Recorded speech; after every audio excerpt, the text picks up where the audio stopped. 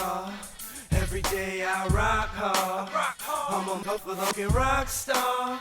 Every day I rock hard. I'm a rock star. Hi Rockstars, I'm Aly, your Rockstar Bar Girl, and forgive me for the lighting and this situation. I am on vacation right now. Bear with me for the quality of the video, but I think this video is going to be really helpful to a lot of you.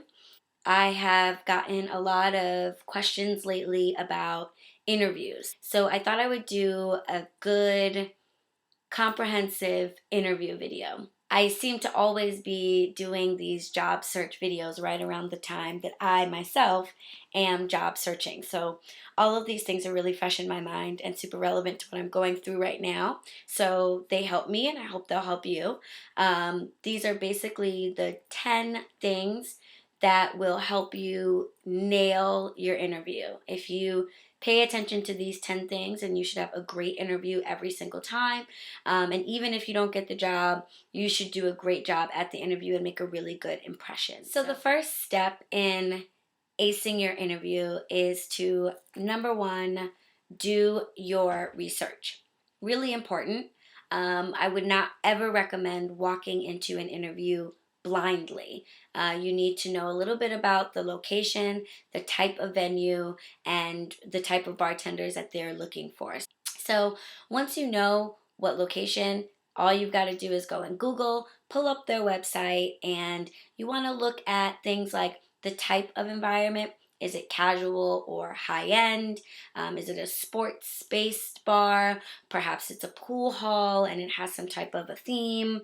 So you want to know what type of a venue it is. You want to know where it is, as you want to know that it's in a location that you're comfortable with, that you're interested in working in. The location of a bar can also let you know a little bit about the clientele and the type of vibe. So knowing that is useful. You want to know a little bit about the menus. So definitely look up the menus, check out the cocktails, see what types of drinks you're going to be expected to make. And so looking up this information allows you to prepare. Tip number 2 is super important. It seems obvious, but it's one that people mess up all the time, and that is to arrive on time.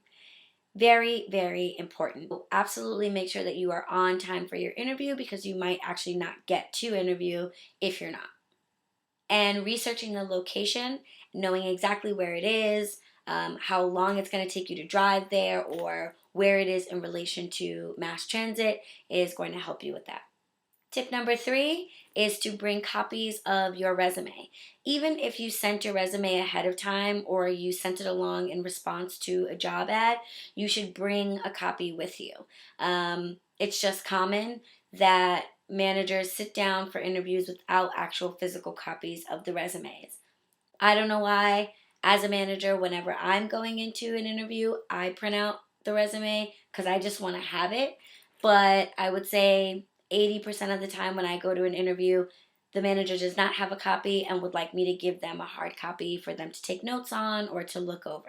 It's a little bit annoying, but it is your responsibility to bring the resume. I'd also recommend that you bring more than one copy.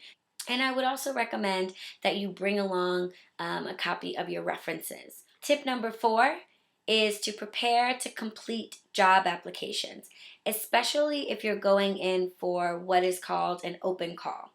Open calls are when a manager has a bunch of people come in all at once and they meet with them one after the other to find the right candidate. Whenever there's an open call style process going on, you will probably need to fill a job application, so be ready for that. Bring a freaking pen. People show up to interviews all the time or to open calls without a pen, and it's a serious rookie mistake. It makes you look really unprepared. Have a couple of pens on you and be ready to fill out your application. Tip number 5 is to dress appropriately. And I received a question on one of my last videos about what I recommend you wear to interviews. And so if you guys would like, I might do a longer video where I kind of walk through maybe some of my favorite interview outfits, and that might help you guys out. But generally speaking, there are a couple of rules to follow with dressing for interviews. Rule number one is wearing all black always works. Always works. So if you have any questions about what would be appropriate for a particular environment, start off with picking black clothes. 9 times out of 10, you are going to be wearing all black or dark colors behind the bar, and that will be your required uniform. So you really look the part if you walk in essentially already in uniform. So all black is a good choice. Whether you are casual in your all black or more dressed up in your all black will depend on the type of location, and you should know what type of location it is because you did your research. So if it's a high-end place for guys, I definitely recommend a button-down shirt that is tucked in to clean pressed black pants with a belt perhaps. Comfortable but presentable black shoes are a good idea. If you're going for maybe like a bar back position for a guy, then you might want to go with a more athletic shoe in the event that they ask you to stick around and do some training or something. But a black shoe nonetheless. For the ladies, um, you we obviously have a lot more choices when it comes to dressing. But more choice in this case can make it a little harder to decide what's appropriate. Um, I definitely think that leading off with comfort first is a good idea. I have made the mistake of wanting to wear those high heels, or wanting to wear that outfit that is really, I don't know, maybe made out of a material that's not right for a hot summer day or something like that. And the last thing you want to do is show up to, well, there are many other last things, but one thing you probably don't want to do is to show up for an interview all sweaty and hot, or, really uncomfortable. Especially if that interview is going to turn into an offer to stay and train that very same day. You don't want to be in shoes that you couldn't work in, etc. So one rule is be comfortable, and rule number two is to wear clothes that you could work in. It doesn't necessarily have to be work clothes, because like I said, if you're going to a high-end environment, you might want to dress up a little bit, in which case you might wear something that typically you wouldn't wear to work on a regular basis. But you should wear something that you could get away with one training shift or one half a shift working in. Skirts and dresses are fine. Just make sure that you feel like you could do a little bartending in them. Another good rule of thumb for dressing is to be mindful of your hair, your makeup, and your jewelry. All of the bedazzles and the jewels and everything look really nice when you're behind the bar, but it can create a really specific impression of you and who you are to the manager. And it's kind of unfortunate. It would be nice if people could look past things like tattoos or face piercings or, big hair or whatever it is that makes you unique and super cool. But unfortunately, sometimes they can't. And it might make them rule you out before really getting to know you. So I tend to kind of dress down in terms of my accessories and accessorizing. So for your interview, less is more. I did get a question by email from someone about what to do if you have like facial piercings that places might not be so okay with. Do you take them out? What do you do in those cases? And that one is a little bit of a hard topic because, and I might do a longer video on that because I have lots of tattoos and piercings. And so, I have to decide all the time what I want to do about those. But I think generally speaking, when you're first starting out, the goal is to get the job. And I would imagine that if you really sat and thought about it, getting that job and getting that paycheck is a lot more important than that piercing, you know. A tattoo is a little bit of a harder deal. You can't really get rid of it necessarily right away for a job. So if you are able to cover it, that might be something that you consider. Perhaps if you have a tattoo on your face or neck, that's something that people are still really kind of getting used to. So you might want to cover those. But those things are personal, and I wouldn't say that there's any hard and fast rule in the bar business about that. Even really high end places, especially nowadays, have come to understand that tattoos and piercings don't have the same like connotations that it may have had in the past. And so a lot of places are not quite so discriminating against people with tattoos and piercings.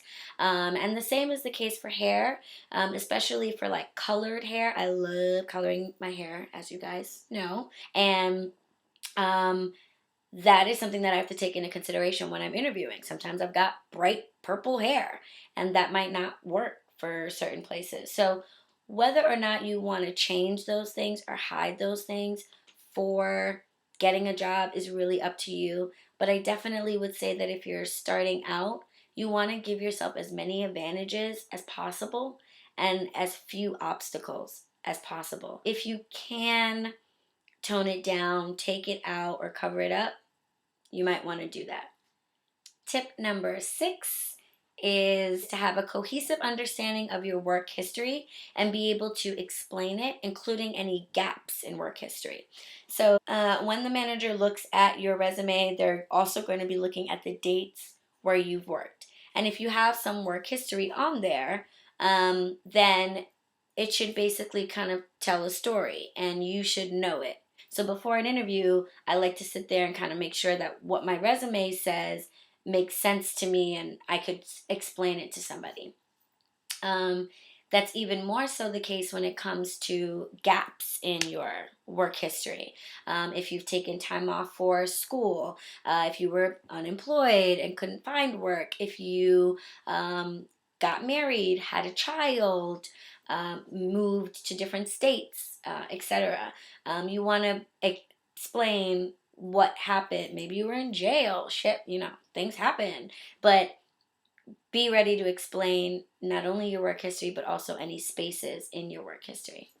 Tip number 7 is to make eye contact, smile, and be honest. Okay? There are certainly times when it might be appropriate to, maybe fudge some things or, whatever. Somebody asks you why you left your last job, if it was because, you got into a fight with your manager in the parking lot. Maybe you find a more creative way to describe that. Some differences, So maybe you're not like totally honest about everything, but for the most part, honesty is the best policy. There's actually 2 reasons. One, because you are going to be a lot more eloquent, articulate, and better at describing the answer to the question if you're being honest. Lying takes work. And unless you sat there and rehearsed your lie and gotten really good at it, you might fuck yourself up, basically, and stumble and stutter and suddenly not look as put together and on top of it as possible.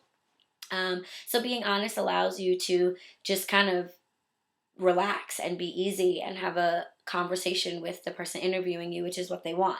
The other reason why being honest is useful is because honesty is a key character trait of a good bartender, or at least appearing to be honest is a good character trait, because you are, unlike other staff like servers or bussers, etc., you have a very unique amount of responsibility and trust that's given to you. You are trusted with a lot more money than anybody else because you have a till, and you are trusted with access to the liquor room usually, or to all the alcohol behind the bar, certainly. And so a manager, in addition to making sure that you can make a drink and handle a crowd, wants to know, or at least feel confident, that you aren't going to be back there, dipping in the jar, dipping in the till, or, sneaking extra sips of alcohol throughout your shift, and then lying about it or whatever. So honesty in this case is the best policy. Again, you want to be professional, and there are ways to word things that are better than others, but for the most part, be honest. For tip number 8, I'm just going to go through some really common questions. There are 5 questions that I get at almost every interview. So, question number 1 is, why do you want to work here? And this is where your research will really help you out. Knowing a little bit about the bar or restaurant will help you answer that question. At the end of the day, you want to work there because you need a job. But just saying, I want to work here because I need a job doesn't really come off super great. It doesn't really make it sound like um, working at that bar or restaurant is going to matter to you. Number 2 is, why did you leave your last job? If you were fired or let go from a job, I would say, I don't know, I guess I would kind of leave it up to you whether or not you come right out and say that you were let go. A lot of times, especially when you're first starting out and you're working in casual environments, references aren't called. So you might not, run into any issues there, but do know that if your references are called and you were fired and you say something totally different from that, that it might not look really good for you. I would find a way to soften that. An interview is perhaps not the best place to hash out some of the maybe unpleasant or not so nice things that happen at your last job.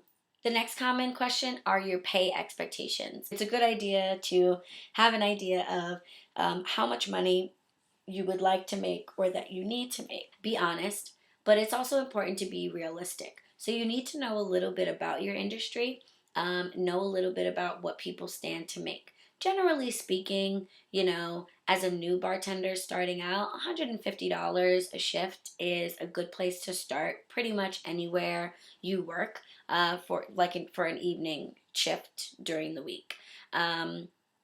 So that's a good thing to start as a jumping point for yourself. $150 a shift is sort of like a respectable thing to walk away with. Now, this is based on New York City's standards and what I'm used to. In other places, it might be very different. If you're working in Vegas, $150 a shift might be like, no way. Like, nobody works for that. But perhaps if you are working in a small town, that's actually like a killer night. So knowing your industry is important. So be honest, but also be realistic. The next common question is drink recipe based questions. So it's very common for managers to ask you what you know about this, how to make this cocktail, list 3 red wines, whatever. And this is another place where research helps you out.